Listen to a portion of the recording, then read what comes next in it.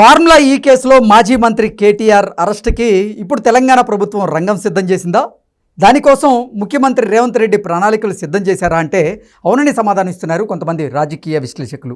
ఈ నేపథ్యంలోనే ఇదే అంశం మీద మనం విశ్లేషణ చేసుకునేటువంటి ప్రయత్నం చేద్దాం. ప్రస్తుతం మనతో పాటున్నారు ప్రముఖ రాజకీయ విశ్లేషకులు, ప్రముఖ సీనియర్ జర్నలిస్ట్ సిఎస్ రావు గారు. సార్తో మాట్లాడదాం. సార్ నమస్తే. సార్ నమస్తే. ఫార్ములా ఈవెన్ రేస్లో జరిగినటువంటి అవకతవకలకి, అవినీతికి గాను మాజీ మంత్రి అయినటువంటి కేటీఆర్ గారు అరెస్ట్ అవ్వడం ఖాయమని, కేటీఆర్ అరెస్ట్కి ఇప్పుడు తెలంగాణ ప్రభుత్వం అలాగే తెలంగాణ ముఖ్యమంత్రి రేవంత్ రెడ్డి రంగం సిద్ధం చేసినట్లుగా కొన్ని వార్తలు అయితే వస్తున్నాయి. రానున్న శుక్రవారం రోజు రాత్రి కేటీఆర్ని అరెస్ట్ చేయడం ఖాయం అనేటువంటి వార్తలు వస్తున్న నేపథ్యంలో ఏంటి సార్ తెలంగాణలో ఏం జరగబోతుంది? ఇప్పుడు జరుగుతున్నటువంటి పరిణామాలను బట్టి చూస్తే కనుక కేటీఆర్ అరెస్ట్ అనేది కన్ఫర్మ్. కేటీఆర్ అరెస్ట్ ఫస్ట్, తర్వాత కేసీఆర్ కూడా ఆల్రెడీ నోటీసులు ఇచ్చారు. ముహూర్తం ఫిక్స్ అయిందా? ఘోష్ కమిటీ ఇప్పుడు విద్యుత్ ఒప్పందాలకు సంబంధించి ఛత్తీస్గఢ్లో విద్యుత్ కొనుగోలు, తర్వాత యాదాద్రికి సంబంధించి ఏం జరిగింది అనే దాని మీద ఆల్రెడీ నోటీసులు ఇచ్చారు. ఆ విచారణ జరుగుతుంది. సరే, కేసీఆర్ గారు ఫామ్ హౌస్ లో ఉన్నారు. బాధ్యతాయుతమైనటువంటి ప్రజాప్రతినిధి ఎవరైనా సరే ప్రతిపక్ష హోదా తీసుకొని అసెంబ్లీకి రాకుండా ఉంటారా? భారతదేశ చరిత్రలో ఎవరైనా సరే ఆ విధంగా చేశారా? ఎమ్మెల్యేగా ఉంటూ, ప్రజాప్రతినిధిగా ఉంటూ అసెంబ్లీకి రాకుండా అసెంబ్లీని దూరంగా పెట్టి అసెంబ్లీని ఉండేటువంటి వాళ్ళల్లో మొట్టమొదటి ప్రజాప్రతినిధి ఎవరైనా అంటే కేసీఆర్ గారు, రెండవ ప్రజాప్రతినిధి ఎవరంటే జగన్మోహన్ రెడ్డి గారు.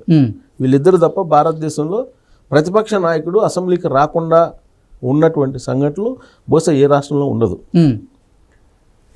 మరి కేసీఆర్ గారు ఏమనుకుంటున్నారో తెలియదు, కానీ అది ప్రజల్ని వంచినట్టు, తెలంగాణ సమాజాన్ని వంచినట్టు.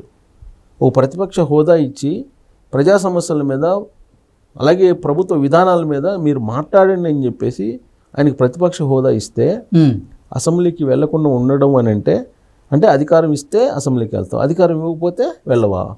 ఇదా ప్రజాస్వామ్యం? ఇది కాదు కదా ప్రజాస్వామ్యం. కేసీఆర్ గారు నిజంగా రాజకీయ ధురంధరుడు అని అంటారు ఆయన్ని. ఆయన ఉద్యమ యోధుడు అని అంటారు.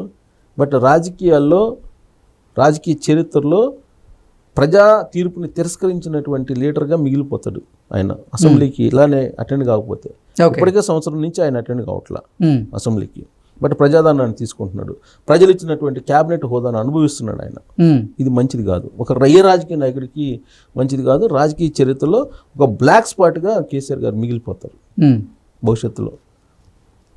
ప్రతిపక్ష నాయకుడిగా ఉంటే ప్రజల కోసం పోరాడాలి కదా. ప్రజల కోసం పోరాటానికి నీకు ప్రతిపక్ష హోదా ఇస్తే నువ్వు వెళ్లకుండా అసెంబ్లీకి ఫామ్ హౌస్లో కూర్చొని నేను నా ఇష్టం వచ్చినట్టు ఉంటానంటే అది ప్రజల్ని గౌరవించినట్ట, ప్రజా తీర్పుని మీరు తిరస్కరించినట్ట, లేకపోతే గౌరవించినట్ట ఆలోచించుకోవాలి ఆయన. రెండు, కేటీఆర్ గారు ఈ మధ్యకాలంలో ఉన్నదాన్ని లేనట్టు, లేని దాన్ని ఉన్నట్టు క్రియేట్ చేసి తెలంగాణ సమాజాన్ని కన్ఫ్యూజ్ చేస్తున్నారనేది కాంగ్రెస్ పార్టీ వాళ్ళ అభిప్రాయం. ఆయన మీద ఫామ్ హౌస్ ఒకటి FTL పరిధిలో ఉందనేది ఒకటి ఉంది. ఫార్ములా ఈ రేసుకు సంబంధించి ఆయన ఏ విధంగా నిబంధనలకు విరుద్ధంగా ఆ ఈవెంట్ని కండక్ట్ చేశారనేది ఆన్ పేపర్ ఏసీబీ వాళ్ళు ప్రూవ్ చేస్తున్నారు. On paper. అందుకే టైం తీసుకుంటున్నారు రేవంత్ రెడ్డి గారు. నేను ఆ ఫైల్ మూమెంట్ని గమనిస్తే కనుక ఖచ్చితంగా 100% కేటీఆర్ గారు అరెస్ట్ అవుతారు. అరెస్ట్ అయ్యే అవకాశం ఉంది.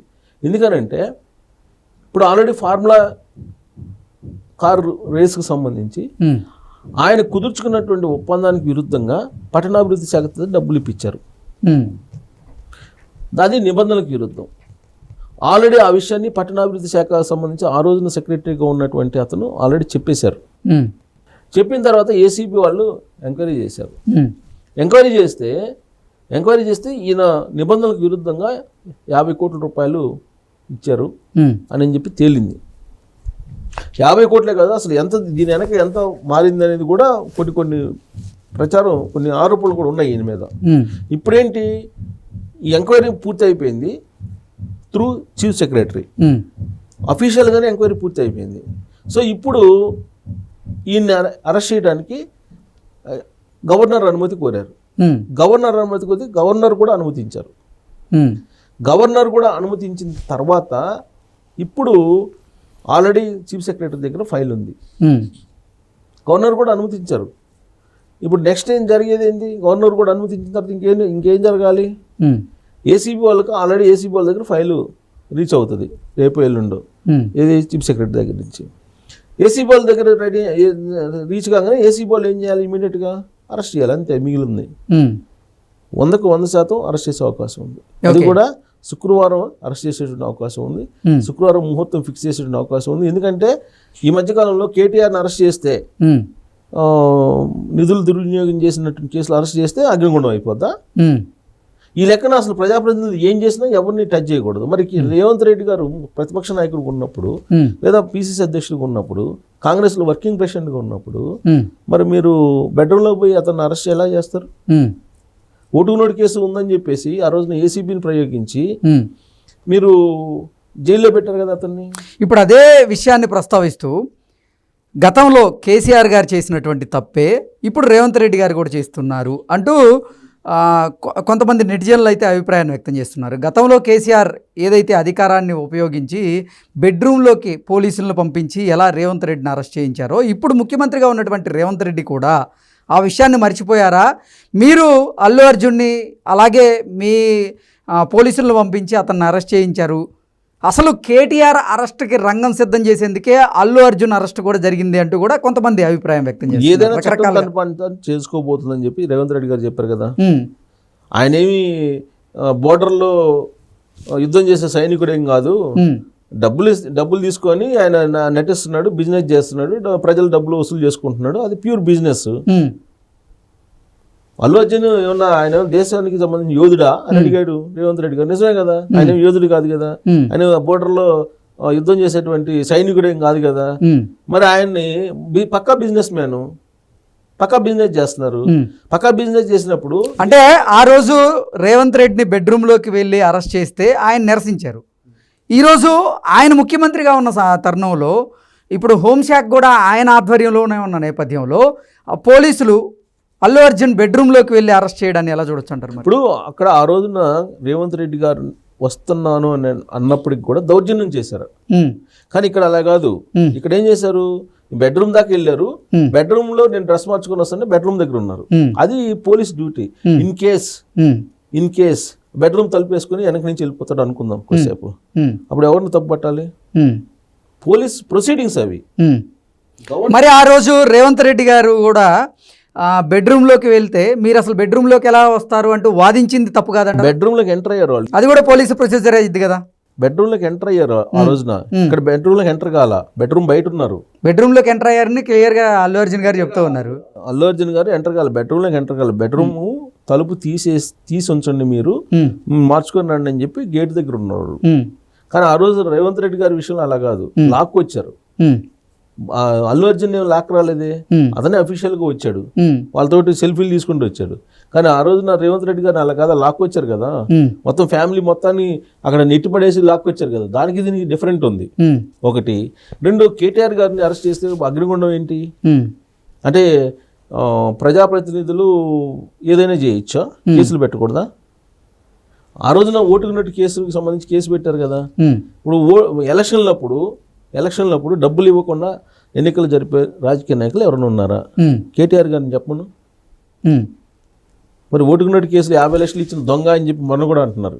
సుప్రీంకోర్టులో కేసు నడుస్తుంది, అందరికీ చెప్తారు ఆయన.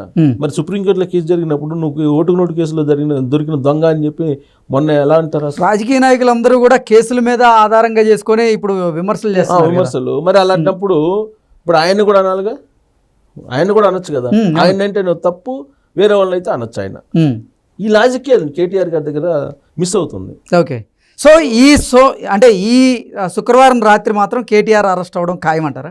ఒకటి మాత్రం వాస్తవం, రేవంత్ రెడ్డి గారు ఏది చెప్పారో అది జరుగుతుంది. వీళ్ళు 1,00,000 కోట్ల రూపాయలు తినేశారనేది పిసిసి అధ్యక్షుడిగా ఉన్నప్పుడు ఆయన చేసినట్టు ఆరోపణ. హైదరాబాద్ చుట్టుపక్కల 30,000 ఎకరాలు వాళ్ళకి అబద్ధ హస్తాల్లో ఉందని చెప్పి ఆయన చేసినటువంటి ఆరోపణ. వాళ్ళతో పాటు గుప్పెడు మంది ఉన్నటువంటి వెలమ బ్యాచ్ కొంతమంది, అందరు కాదు కొంతమంది, ఈ మొత్తాన్ని హైదరాబాద్ని ధ్వంసం చేశారు అనేది ఆయన చేసినటువంటి ఆరోపణ. ప్లస్ ఒకే జైల్లో చెంచలగూడలో కల్వకుంట్ల ఫ్యామిలీని పెడతానని చెప్పి ప్రజలకు హామీ ఇచ్చాడు. ఉమ్, అలాగే కాళేశ్వరంలో జరిగిన అవినీతి కానీ లేదా విద్యుత్ ఒప్పందాలను కానీ వీటన్నిటిని బయట పెడతానని చెప్పి ఎన్నికల సమయంలోనే ఇచ్చారు హామీ. ఉమ్, అవన్నీ విన్న తర్వాతనే ప్రజలు ఓటేశారు. ఉమ్, ఇన్ కేసు రేవంత్ రెడ్డి గారు అది చేయలేదనుకో, రేపు నువ్వు అడుగుతారు కదా రేవంత్ రెడ్డి గారిని, ఉమ్, నువ్వేం చెప్పావు, ఏం చేస్తున్నావు అని. కాబట్టి ఖచ్చితంగా రేవంత్ రెడ్డి గారు యాజ్ పర్ ది లా, చట్టం, అందుకే కమిటీలు వేశారు కదా. ఇప్పుడు ఆల్రెడీ సిట్టింగ్ జడ్జి, రిటైర్డ్ జడ్జిలతో కమిటీలు వేశారు, విచారణ జరుగుతుంది. యాజ్ పర్ ది లా వెళ్తారు. ఇక్కడ ఆల్రెడీ ఫైల్ అయిపోయింది, ఫైనల్కి వచ్చేసింది ఉమ్. కేటీఆర్ గారిది. ఇంకా అరెస్టే తరువాయి, ఓకే ఏ క్షణమైనా అరెస్ట్ అవ్వచ్చు. Okay sir, thank you so much. Thank you.